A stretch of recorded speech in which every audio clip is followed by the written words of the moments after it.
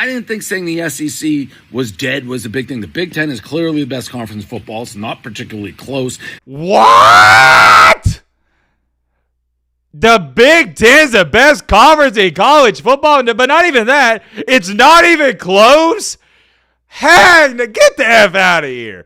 It's not even close. This is delusion, pure delusion at its finest. Ladies and gentlemen, boys and girls, hope all of you having a great day. If not, hope this video can make it a little bit better. Man, oh man, we are going to be reacting to a video that by this point in time, I've had about 7, 8, I'd say around roughly 10 people send me. We'll just round it up to 10, and the video's 4 minutes long. Haven't even watched it, so I figured, hey, why not? Might as well make a video out of this. By the way, too, as to when I'm making this video, it is late Sunday night, and I've been hearing a lot of people talk about there's a huge ice/snowstorm going through Kentucky, Kansas City, St. Louis, that area. So if you are affected by that, hope all of you're staying safe and just taking the precautions you need to. Getting a bunch of snow, not that big of a deal, but ice, completely different situation. And I already know there's going to be multiple people watching this video that are from areas that have been affected by this winter storm. Just want to let you know I'm thinking about you and hope you're safe. Getting that out the way, though, you're not here for the weather stuff. You don't care. This is a sports channel, so let's talk about sports. This video is from no other than Mr. Dave Portnoy. I'm not going to give you the entire backstory on Portnoy. I'm just going to give you a quick refresher because maybe some of you watching this video, you have no idea who he is, and you need some context because without context, you're going to be lost. I don't know a lot about Dave Portnoy, but I think I know enough to give you like the spark notes. He's the owner of Barstool Sports. He wound up selling it for hundreds of millions of dollars. He's got so much money, he doesn't even know what to do with it. But most importantly, he is a big, and I mean a big time Michigan football fan, and I would label him as a homer. I'm not trying to be funny or joke around when I say that. I'm being serious. I think he's a homer. What is a homer, you may ask? It's a person who they can't view college football outside of the lens of their favorite team. He's a diehard Michigan fan. He is the type of guy who, more than likely, would never pick against Michigan, even if you probably should pick against them. But yeah, that's really, that's really all you need to know about the guy. Big time Michigan fan. I would also say he is a relatively important person, and I do respect him because it is not easy to build up a business and sell for hundreds of millions of dollars. So much respect and love. Before I even watch this video, it states in the caption, "Can we talk ball for a minute? This unbiased rant is for college football lovers only." I would consider myself in that category. Maybe some of you. If you don't like the truth about the state of college football, this rant is not for you. Oh, I'm intrigued. Let's see what old Dave Portnoy has to say. Now, before I even watch this, I'm going to assume it's horse crap and he sounds delusional and stupid. I've seen a couple of his videos on Twitter before and some of his takes. He's just a Michigan homer. Without further ado, let's get into it. All right, real quick. So I got people riled up yesterday on Twitter talking college football. I thought that's what we did on social media. I thought we talked ball.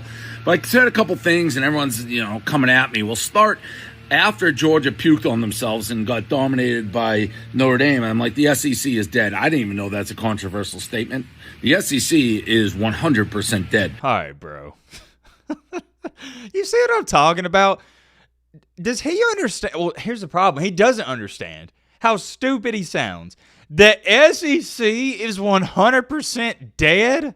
Buddy, what are you talking about? They've won 13 of the last 18 national championships, and currently there is an SEC team still in the 14 playoff. What? Dave Portnoy, and I'm not going to go too hard on him because I don't take him seriously. Nobody takes this guy seriously. Where do you think all these 4 and 5-star recruits come from? It's not Michigan. It's not Ohio. It's the Southeast. I'm not going to go on a rant. Let's continue on because we just got started. They shouldn't even have a team in the Final Four if it wasn't for the refs. I don't know what they were doing in that targeting call that they put the whistles in their pocket against Arizona State. They'd have no teams in the Final Four. So I didn't think it was controversial. I mean, what's happened clearly is the SEC was paying players when nobody else was.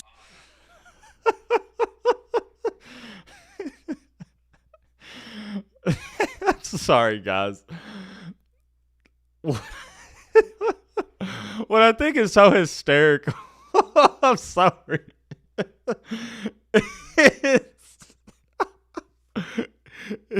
Matt Lockheed, he genuinely believes this stuff.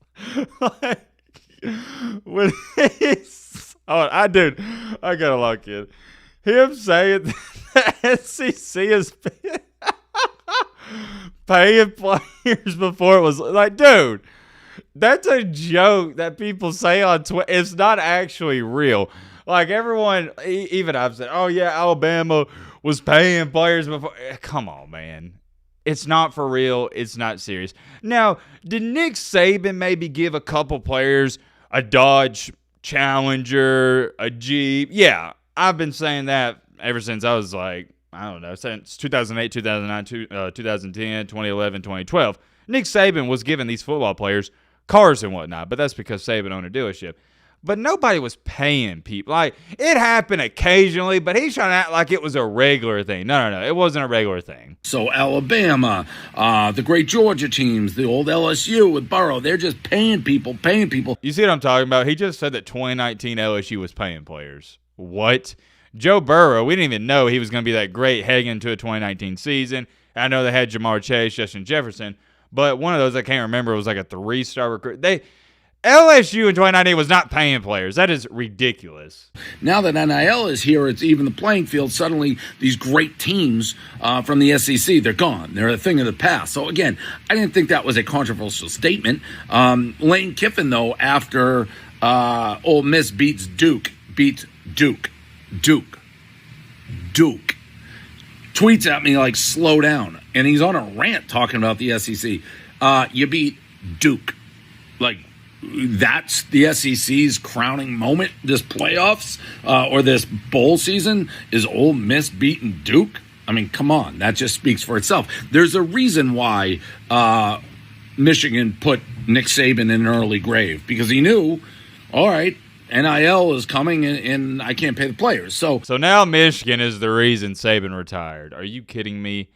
Look, I'll be the first person to tell you, yeah, with the NIL and portal, Saban, he probably wasn't a fan, or not probably, he wasn't a fan of it, and it was getting to the point where he didn't want to deal with it.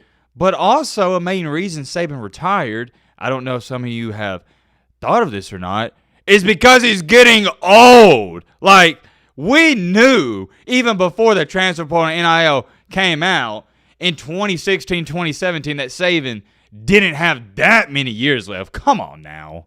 I didn't think saying the SEC was dead was a big thing. The Big Ten is clearly the best conference in football. It's not particularly close. What? The Big Ten's the best conference in college football, but not even that. It's not even close. Heck, get the F out of here. It's not even close. This is delusion, pure delusion at its finest. The SEC is a middle-of-the-road conference, if that, right now. So I didn't think that was, like, huge news, but apparently all SEC people who have not adapted to this new world and still think they can be the only ones to pay players are living in fantasy land.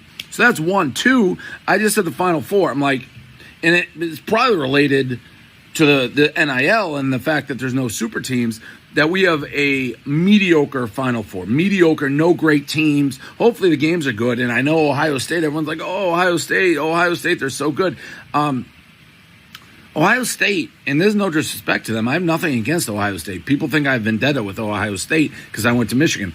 Listen, you can't have a rival when one team wins 100% of the time. Ohio State hasn't beaten us since the days of horse and buggy, like pre-COVID. I don't like Notre Dame. I don't like Penn State. You put those three teams in a bucket, swirl them up. You got three teams that never beat Michigan. So whatever. It's not. This isn't an anti-Ohio State rant. But the facts are they came in fourth place in the Big Ten. Fourth. I ain't gonna hold you. That's actually a great point, and I gotta set my drink down. I gotta clap it up. Probably one of the smartest things I've ever heard come out of Dave Portnoy's mouth. I gotta give it to him. That is a solid point. I didn't even realize. I knew that. I thought they finished third, but no, they finished fourth in the Big Ten. Wow. Yeah, great point, Dave. I give you that one.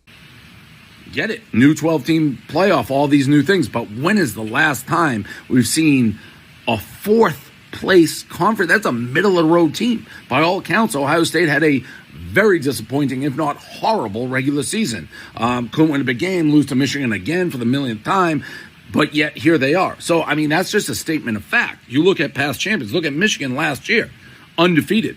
Hadn't lost a conference game in 100 years, basically.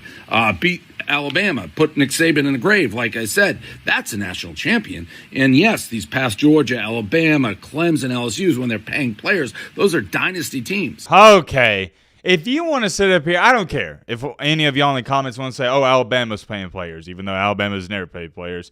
That's fine. LSU, Georgia, whatever. But Clemson, guys, we know for a fact Clemson was not paying players. They don't even got the funds, if they wanted to be paying players. Come on now. You see what I'm talking about? This guy is so delusional. And what blows my mind, that's why I was laughing so much, he believes this nonsense that's coming out of his mouth. Look at Michigan last year. Look, Sandstrill is unbelievable on Washington. You have J.J. McCarthy, who would a lot of people say be number one quarterback. All his defense, that's a super team, undefeated team. This is just, you got Notre Dame, who loses in Northern Illinois. Penn State, I still don't know that they've won a big game. Ohio State, fourth place team. Texas limping in, they shouldn't even be here. That's all I'm saying. I'm not picking on anybody. It's a new world, and I thought we talked college ball. If you like mediocre national champions and you don't care about the days of the Michigans who go undefeated, earn every step of the way, that's fine. I'm just talking ball. That's all. All right, I got to give it to him. He did end that off on a strong note. I do agree with that. When you think about it, the national champion this year will be one of the most mediocre national champions of all time, because look at it, Ohio State, 2 regular season losses.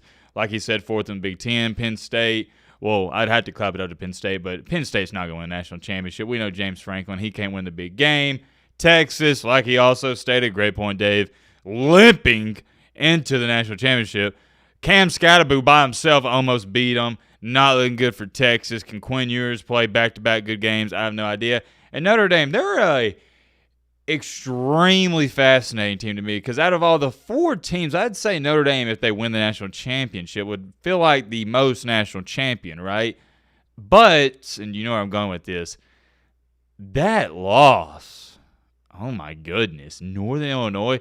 Could you imagine the national champion of college football having a loss to Northern Illinois? It's hard to even fathom and think about it. And the more I think about it, the more I agree with him at the end when he's stating national champions aren't going to feel like national champions anymore, because looking ahead in this 12-team playoff, your national champion, and this is just the way it's looking right now, more times than not, is going to have 2, heck, maybe even 3. 1 year or potentially could have 4 losses. All in all, though, I don't have too much more to say, because like I told you guys before I even watched this video, I do not take him serious. Therefore, I'm not going to get too rallied up. Occasionally, like in this video, he'll say some good things, but he'll also just say some outright stupid things. So, yeah, I mean, that's just who he is. Shout out to Dave, though. I'm curious. Let me know in the comment section what you think about all this down below. But,